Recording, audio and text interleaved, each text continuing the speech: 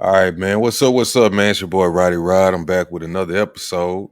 Today, man, I'm gonna be talking with my guy Carlos and DjuanB. We're gonna be talking about this ILA strike and how it's gonna impact us and the rest of the country. First, I'm gonna play a little.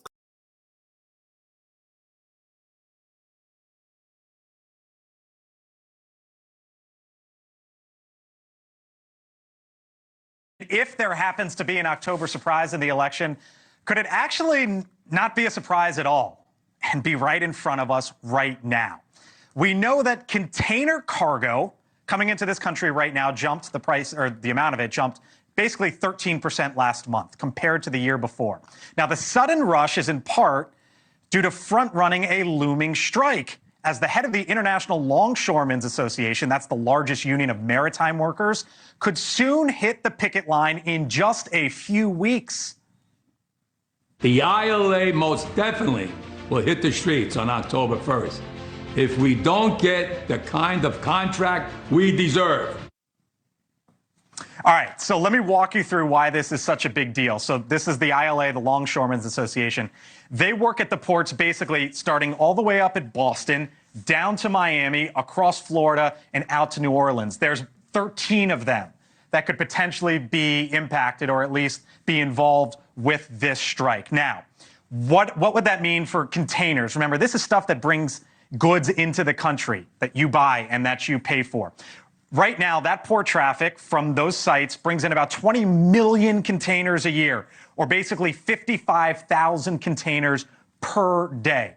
What's in a container? Those 20-foot containers or so? Here's one way to look at it. You could put 200 full-size mattresses in a container, 48,000 bananas, 50 to 60 refrigerators, give or take, or 400 flat-screen televisions, right? Now start multiplying that. Now, the strike could happen a month before the election, as I talked about, starting on October 1st. And we talk about the swing states all the time, right? One of those ports is in Georgia, Savannah, Georgia. And look at what it would mean if they go on strike there in Georgia. For example, $3.8 billion in taxes, they say, to the Georgia economy. The port there is the fourth busiest one in the United States. All right. Now, what are they asking for? These are the demands. It includes a 77% pay increase over 6 years and no automated terminals. Remember, with the UAW strike that we saw, they wanted pay increases in the 40 or 50% range. And again, automation was a big deal. Now, I mentioned holiday shopping, right? The National Retail Federation is already coming out, and here's what they say. For retailers, that means holiday shipments might not arrive on time. Could you imagine the scenario if there is a massive strike on October 1st involving the ports on the East Coast? Mick Mulvaney, former budget director, former White House chief of staff in the Trump administration, News Nation contributor, come on in. I'm on to something here, right, Mick? You don't think this is nuts to talk about right now, and that this could be a big story here in a couple weeks? You know, Berman, I have to give you credit. I don't know what you read in your free time, but the two stories you sent me were a National Retail Federation and FreightWaves.com. No one else is talking about this. This could really, really be a big deal. You're open about how is the October surprise right in front of us right now here on September 11th. The answer may be yes. My guess is that our Democrat friends in the panel tonight didn't know anything about this before tonight. I certainly didn't know much about it. But I got to tell you, they are not sitting comfortably right now. Because Democrats, they're supposed to be pro-labor, but if these longshoremen go out on strike on October 1st, the impacts on the economy a month before the election could be absolutely dramatic. It could be earth-shattering. It could be the type of thing that changes an outcome. That's correct. And the National Retail Federation is already calling on the White House to get involved here. And you can imagine, Mick, if it gets to that point, the question is going to be, Madam Vice President, should they strike? If you're pro-union, should they strike or not? It's a real uncomfortable situation for the Democrats. However, the longshoremen's political leverage is never going to be higher than October 1st. And you can imagine them going to the administration, who might be involved, could be involved.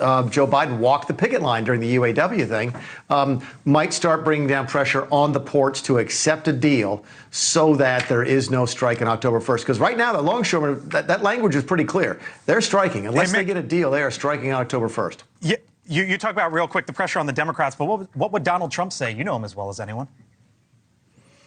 He'd say that it was Biden's fault, that this should have been done a long time ago. They should have seen this coming. They told us back in 2021 that inflation was caused by supply chain bottlenecks. We had difficulty out of the port at Long Beach. They should have seen this one coming. If I had been president, we never would have had this problem. That's exactly what I'd say.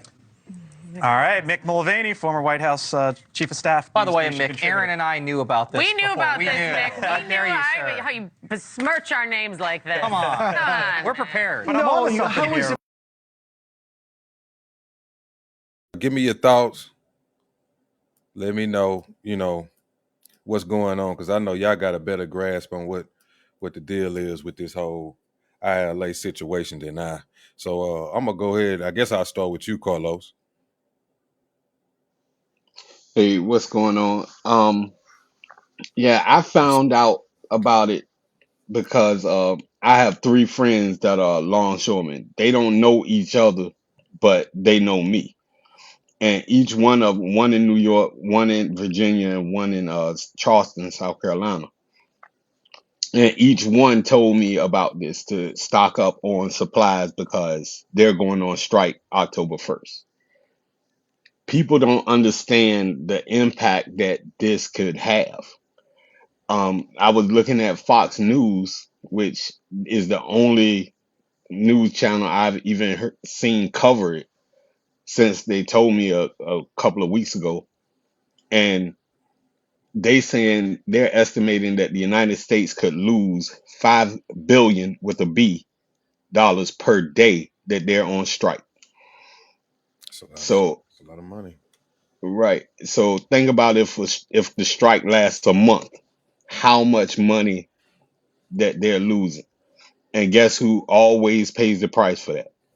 We do. We do. Through the inflation, everything is going to escalate.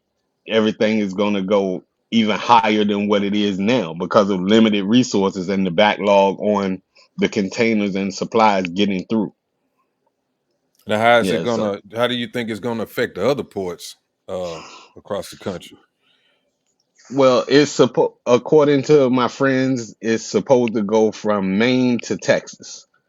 So that means it'll only be the ports on the West Coast, and they don't have the capacity to to take in all the backlog. Like the guy in the clip said, that's their workload plus an additional 55,000 per day. So is that one of those situations where the ports just kind of be overloaded with stuff just sitting there like they had once before? Right. It'll just be sitting there. Ships will be sitting there, but they won't have the manpower to because they can only work a certain amount of hours. They can't work, like 24 hours. Like in the military, we could do 24-hour ops, Mm-hmm. but they have it in their contracts where they have to have a certain amount of time off between shifts. So that's things that limit their resources and manpower. So it'll just essentially be ships sitting there off the coast that can't get unloaded, just waiting to get unloaded. Right. So DjuanB, I'm gonna ask you what type of effects you think it's gonna have on the community, specifically, like Black people, in this country, and all the hardships that we already have to deal with on top of just more increasing prices, inflation, like Carlos was saying. What did you think about that?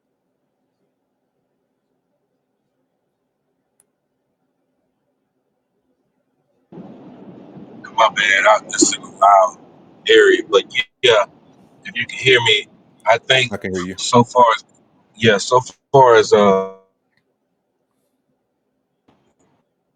it's gonna be 20 times worse than what we're dealing with right now.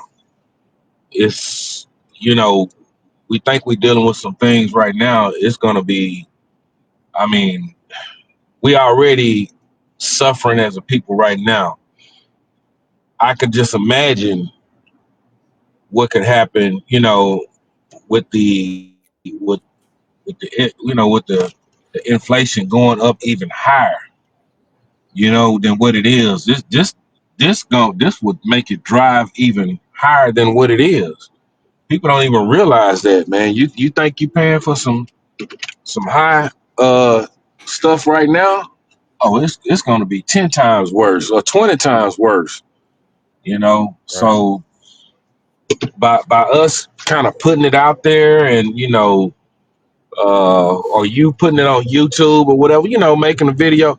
Hey, this is one of the tools that we can use to kind of warn people, man. I mean, it's just 2 weeks from now, but that's still a lot of time that people can prepare, you know, so they won't be hit as hard. I know me personally, I'm stocking up on toilet paper. You can't go Mhm. without toilet paper. Just look what happened during COVID when people couldn't get toilet paper. It's sold out. Yeah, it was sold out. That's Hmm. what I'm saying. Hmm. So it's just those essential things that you think you might need. I would implore people to go ahead and stock up on these things because uh, it'll help you in the long run. I've seen the prices of these. Let's say toilet paper and paper towels. It done went up. It's not the same. It done went up, man. When I went in the store the other day, so like I said, man, it's gonna hurt us more, and then you're gonna see more of us doing some desperate measures to It's cope with always that. the case. Yep. Yeah. Now, Carlos, you said you used to work. You used to do this kind of work, right? Is that what you said? Yeah, I've been in logistics since I was 19 years old in the military and through civilian government contracting. Um, just a little as a contractor in Afghanistan, I ran Kandahar Airfield, and for the 3 years that I ran Kandahar Airfield, we were the busiest airport in the world, um, shipping more cargo than any other airport in the world. So yeah, so I'm very knowledgeable on the subject. I've done all kind of logistics, and the impact of it is going to be severe. It's going to be felt everywhere because not just are we going to be able to get stuff in, but we won't be able to get things out either. Yeah, I was gonna ask you about that. So yeah, What so what it type of what type of things do we typically export that would maybe uh cause some of our prices to increase? Because I'm sure we're gonna need their revenue to go out just so our prices don't go up on certain things. Well, I mean, we're gonna need their revenue to come back in, so we need stuff to go out so that we don't right. have more increased prices on certain things. Well, it's not so much as the things that we export, it's the empty containers that go back out. A container, I know during the Afghanistan war, containers were costing the government was paying $33,000 per day per container, and it was thousands of them all You over the mean to country. just sit there? I mean, yeah, just being used for shipment Oh, okay, okay, because okay. shipping things like unit moves and things of that nature. For example, you would put everything in your container, put your container on the ship, and then when you get there, your container would be coming like a week later. And Now, do the I hate to cut you off, but do when they have these issues, and I don't know how many times the ILA and the USMX and had these issues, but do they typically come to the table or come to some type of resolution towards the end? Is it like other unions where eventually, right before it gets so bad, they get it settled, or is this one of those cases where we may be really in for a bad situation here?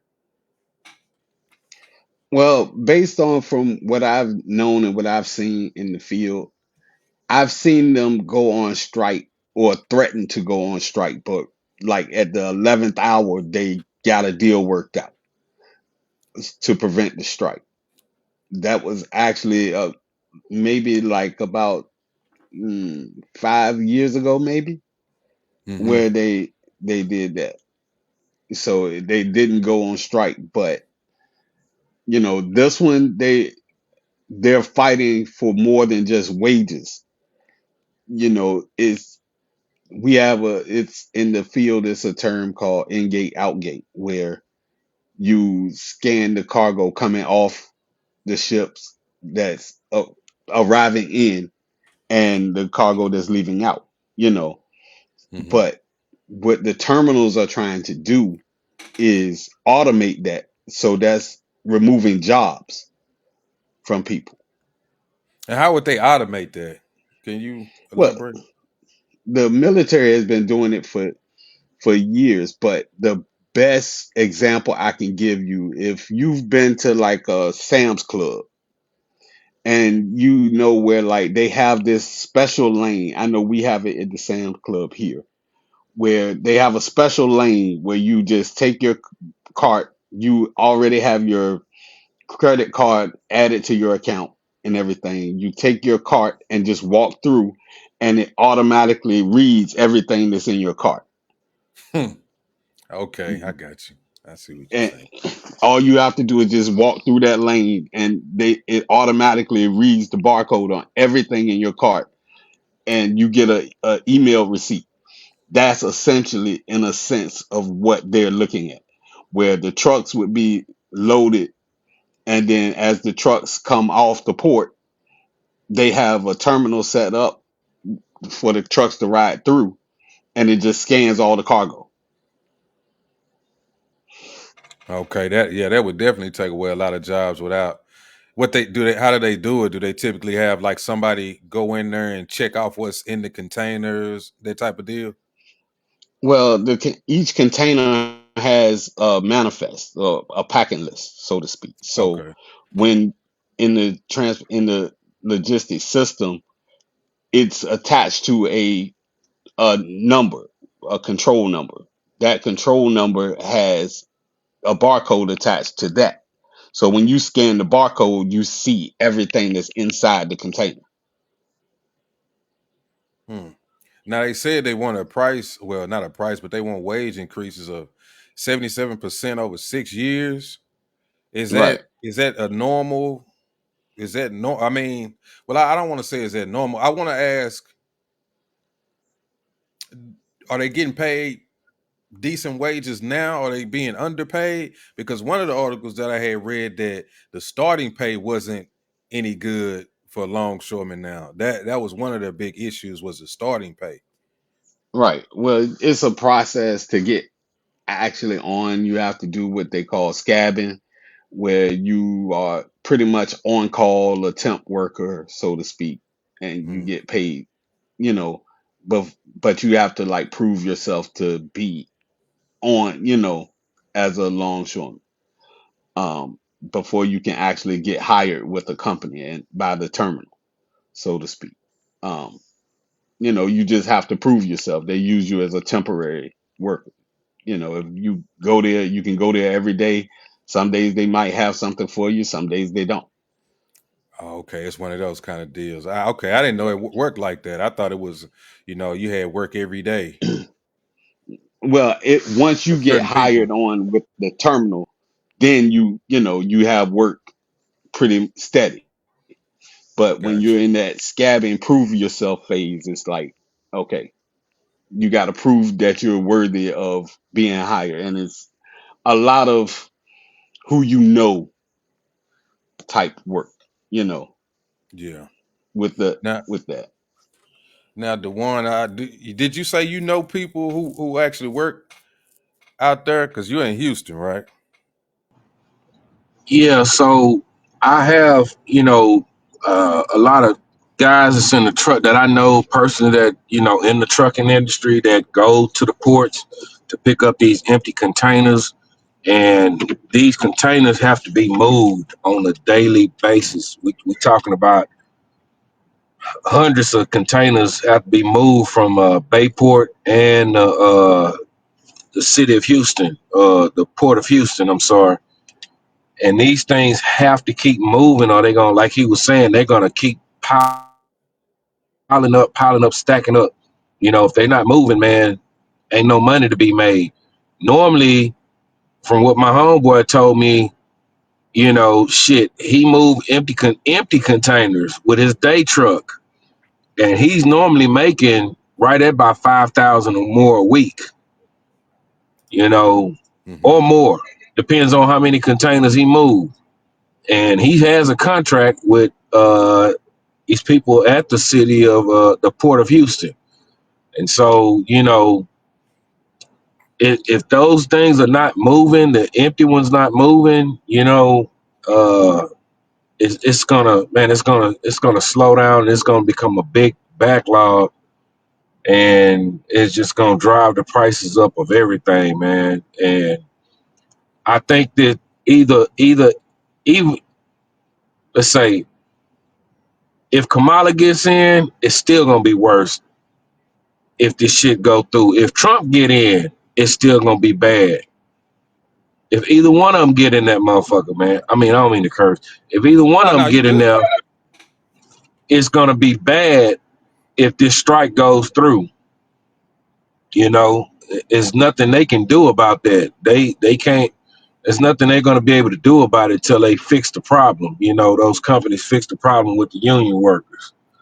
And so, like I said, man, the imports that's coming in, like I say, when I look at me dealing with the piping industry, these things coming from Ukraine, pipes coming from Ukraine, uh, Russia. I mean, not Russia, but a whole lot of other India. Where is these other places that I see? Mexico. A lot of stuff that we import to do, like build these plants, these refineries and stuff like that. Because they still building here in Houston, and LaPorte and Texas. They still building these, gas plants and all this stuff like that. And you slow down that material, uh, it's gonna be bad, because what that's gonna do, the people that, like the construction workers that that's gonna put them out of work if these materials are not coming in from overseas. You see what I'm saying? Yeah. And then you're gonna have massive layoffs. Or it's going to increase the So, prices of those materials, which makes a lot of people probably not going to buy from those companies. So that they going to slow down on that too. and then you could get a reduction in wages. Right. You kind of see what I'm saying? Yeah. You could end up getting a reduction in wages because they have to pay so much for the materials now, like you said. So, man, I kind of see this all the way around, man, just not being a good thing if this strike goes through. Mm-hmm. But I'll land right there. Okay. You know, hey Rod, Go ahead, can I Carlos. Go ahead. just touch on? I was speaking on this in another space yesterday, and it was pointed out to me that in the medical industry, a lot of supplies that are used in the medical industry is imported also. So imagine if the drastic results that could happen from there if something that you drastically need, you know, like for medication or whatever, is like an EpiPen or something like Yeah, that's that. what I was gonna say, like syringes and stuff like that. Right. If that was imported and it's you need it and the store doesn't have it, and a lot of our elderly, they're on a fixed income. You know what I'm saying? They can't afford to pay that extra price. Mm-hmm. You know, and so I mean, it's going to be a trickle down effect, but the old saying goes, if white people get the flu, we get the, I mean, if they We get a get cold, we pneumonia. get the flu. Right. Yeah, yeah, Right. yeah. Uh-huh. So we're going to be hit the worst because we are already the lowest paid in the country, you know. So it's going to be bad. Right. We've been on here about 25 minutes. Y'all got any? I don't know if y'all got anything else. I mean, hold on. I did hear,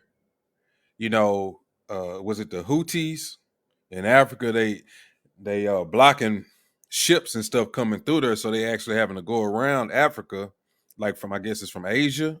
I gotta go back and kind of refresh my memory, but Yeah, no, he stuff was like saying that that. they was going back around. They had to go back around to Europe and drop Oh their yeah, that's goods right. off, and then put them on another ship to come. Yeah, it's all bad right now, man. You know what I'm saying? That's another reason why I believe inflation is up too, because they got their shipping lanes blocked over there in the Red Sea. You know, Hmm. uh, and you know them shipping lanes like that.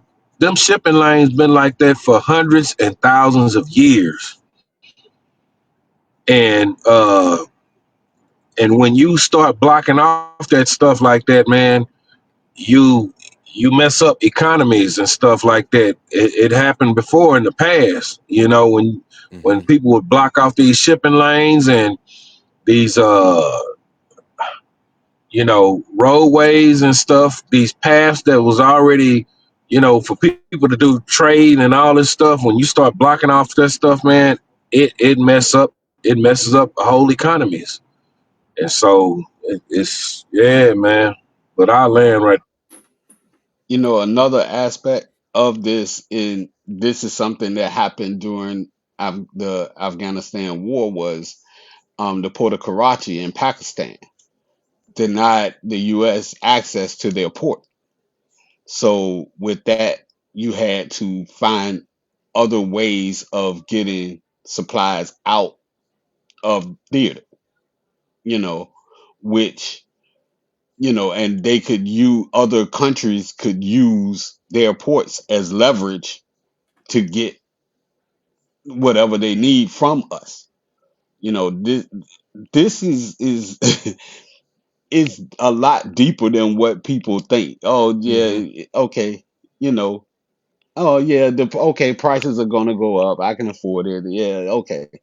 Yeah, but it can go a lot further than that, just depending on, the people that are involved. So yeah, So that's it could get to another a point aspect. where you may have the funds, if you could pay for the price increase. But then again, some of this stuff you won't even be able to get. We just won't have it, right? Right. I mean, it could imagine. I know during COVID, I had it was a problem with my AC unit at my house, and it took 5 months for the part to come in because it was backlogged. 5 months for the part to come in. So imagine something happens with your car. Yeah, it was a lot of And issues like that during COVID. Car parts, right, uh, uh, not being available and things like that. right. So yeah, it's people aren't looking at it, and the thing that really bothers me the most is the fact that mainstream media is not covering this at all, Hmm. hardly or at all. you And they know, they really not covering it at all. Like I said, when I was in the space with y'all one day, that was my first time hearing about it. I even asked, like my dad, I don't even think he even knew about it. So it's still people that's not hip to what's going on. yeah, we have to be our And we own got to media, ask the man. question too. And to ask the question, I think DjuanB having some connection issues. I heard him, but he disappeared. Yeah, I heard him, but he faded out. We still got you up here, DjuanB. If you get your connection back, just jump in. Yeah, he probably having connection issues. He good. But go ahead, Carlos. Yeah, I mean, I was just saying we just have to be our own media. Oh, it looks like Dwan came back. Go ahead, Okay. Dwan. Go ahead. Yeah. no, I was just saying that we have to see or try to figure out if this is being done by design, for it not to be out in the media, for our people not to know about this and to keep thinking every time somebody say they going on strike that they not gonna go through what they saying they gonna do. You know, you got to think about this. Yeah, why is this happening right now, right before the election? You know, it's just a lot of moving parts that people don't realize, man, that they'll let stuff happen, man, just to they won't care. You know, man, I don't know, man. You got to look at how these people operate, man. They're not operating in good faith, you know. So, but I land. Yeah, and to not to dominate the conversation, Rod. I'm No, sorry, no, but bro, you good. You but good. Like I yeah, say, I y'all mean, more astute on this than I am. what Dewan was saying is exactly right. That goes to the you better thank a union member. Remember that. Yep. See, see Exactly. how see how all Uh-huh. of it's tying in together. Yep. We just have to be astute enough to connect the dots. Hmm. And which the majority isn't or don't care to. So that's the problem that we're being faced with. Right. Um, y'all got anything else, man? Go ahead. I mean, either one of y'all can go. I just want to kind of get y'all overall observations and final thoughts before I get I'm out a, of here. Unless if you got anything else, I'm down with it. Just let me know. no, I'm just gonna say, Rod, man, I appreciate you having us on, man. But I just want our people to, you know, wake up that everything is not what you think it is. And it ain't nothing going back the same like it used to be. It's not gonna be the same. Everything is changing. And so that's how we gotta see this country and with this world that nothing is gonna be the same in the future. And I land right there. All right, I appreciate that, Dewan, and yeah, I have y'all on anytime, man, and I appreciate y'all coming through, Carlos. Yeah, I just want to thank you for letting us get the message out to our people, man. And like I said just previously, we have to be our own media, man. We have to alert our people as to what's going on because we're at war, honestly.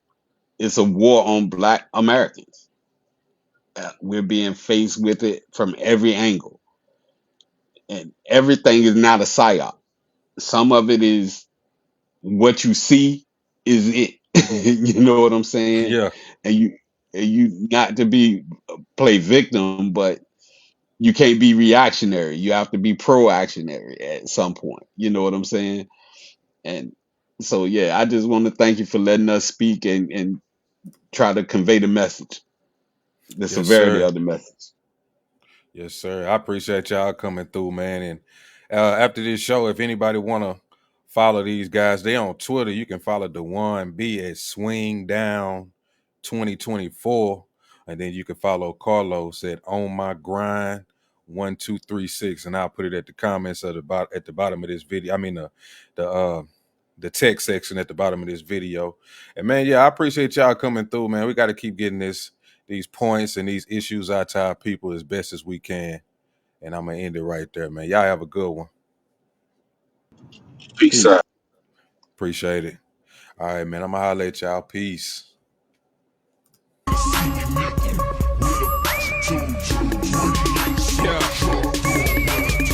You might have seen me, nigga, with a rack or two. And if I had to bring them choppers, they gon' blast at you.